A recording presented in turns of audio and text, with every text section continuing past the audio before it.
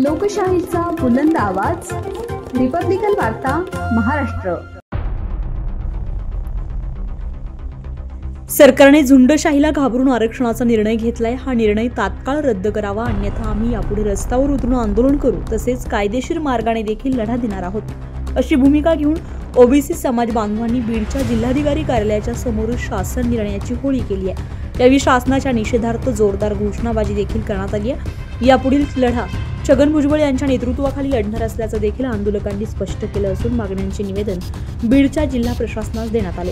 Republican वार्ता Maharashtra news. या ठिकाणी होळी करण्यात आलेली आहे। नेमकं काय मागण्या आहेत? ओबीसीच्या माध्यमातून घोषणाबाजी देखील करण्यात आलेली आहे।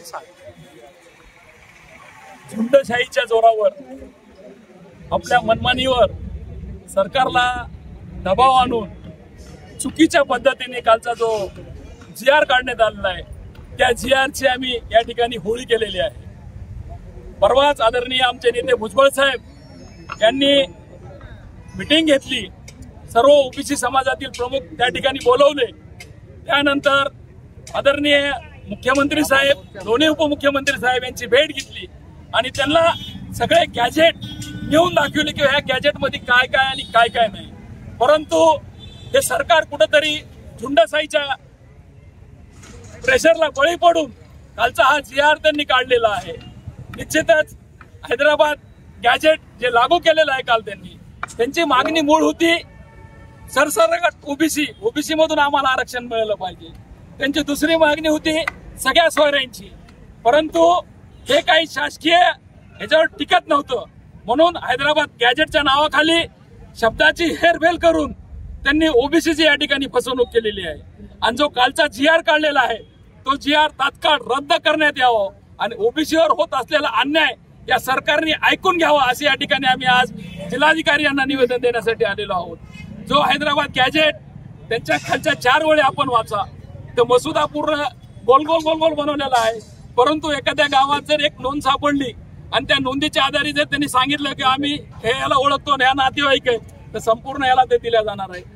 आज मराठा समाजाला वेगळं आरक्षण शैक्षणिक सामाजिक दृष्ट्या नोकरीच्या दृष्टिकोनातून 10% EWC दिलेलं होतं। मराठा समाजाला आर्थिक विकास महामंडळाच्या माध्यमातून फंड दिले जात होते, परंतु त्यांना फक्त राजकीय आरक्षण पाहिजे होतं आणि राजकीय आरक्षण घेण्यासाठी कुठेतरी कुणबीचा बेस करून आधार घेऊन आम्हाला ओबीसी मध्ये यायचंय आणि ज्या येणाऱ्या जिल्हा परिषद असतील, पंचायत समिती असतील, नगरपालिका असतील, ग्रामपंचायत असतील, इथं कुठेतरी गावाच्या एका कोपऱ्याला न्हावी समाज असेल, कुंभार समाज असेल, तेली समाज असेल, परीट समाज असेल, कुठेतरी एक सरपंच त्या ठिकाणी गावचा होत होता, कुठेतरी नगरसेवक होता, त्याला मान सन्मान मिळत होता, ते कुठेतरी त्यांच्या पोटात दुखू लागलं। त्या माध्यमातून झुंडशाहीच्या जोरावर आम्ही किती येते दाखवून किंवा सरकारने आमचं केलंच पाहिजे। तुम्ही पाहिलं असं न्याय व्यवस्थेला देखील त्यांनी वेटेज धरलं होतं, जज लोकांच्या गाड्या अडवल्या, कोर्टाच्या आवारात आंघोळी केल्या। म्हणजे हा कुठला आंदोलन? संविधानाने सगळ्याला आंदोलन करण्याचं, सगळ्याला निवेदन देण्याचं, यामध्ये सरकारवर दबाव आणलाय असं म्हणायचं तुम्हाला? 100% सरकारवर दबाव आणलेला आहे। त्यांनी जसा दबाव आणला तसा हा 60-65% पुढे ओबीसी आहे।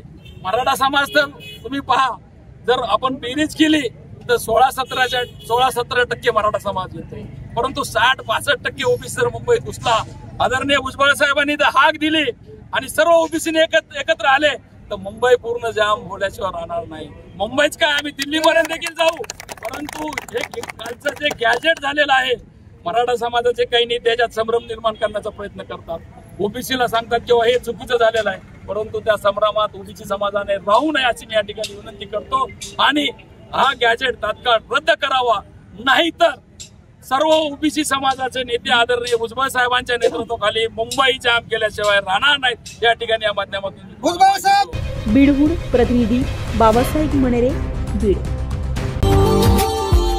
Subscribe now and press the bell icon. Never miss an update.